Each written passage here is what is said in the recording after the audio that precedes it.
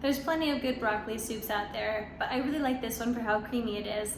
And it can be creamy without actually having cream, which is a big, huge bonus. It's really easy to be able to swap out vegetables as well. If you wanted to do zucchini instead of broccoli, or you wanted to do peppers instead of broccoli, it makes for a really great soup. Okay, for ingredients, we have about 1 to 2 potatoes diced up and peeled, about a cup of onion. I did a little bit of this leek that I had because I needed to use it.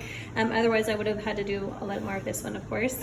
And I did about 3 garlic cloves, and then I've got a bunch of broccoli here. We'll call that about 2 to 3 cups. So I've got a bunch of olive oil here in my pot, and I'm gonna make sure that I add in my onions first, and then I'm gonna let them cook for a minute, and then add in my garlic. And looking good, in goes the garlic.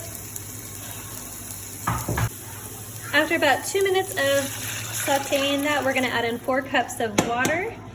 And then we're going to make sure to add in a big fat spoonful of just some vegetable bouillon. Next, we're gonna add in the chopped up potato, and then we're gonna make sure to get in a good amount of salt. And aim for a couple pinches, but really make sure you just taste it. After about 10 minutes of this simmering, we're gonna add in all of that broccoli and let it simmer for about 5 minutes more. Right, while we're waiting for the broccoli to finish simmering, we're gonna get together about 2 cups of some almond milk, and then we're gonna add in about 1/3 cup of some white flour and blend it up in our blender.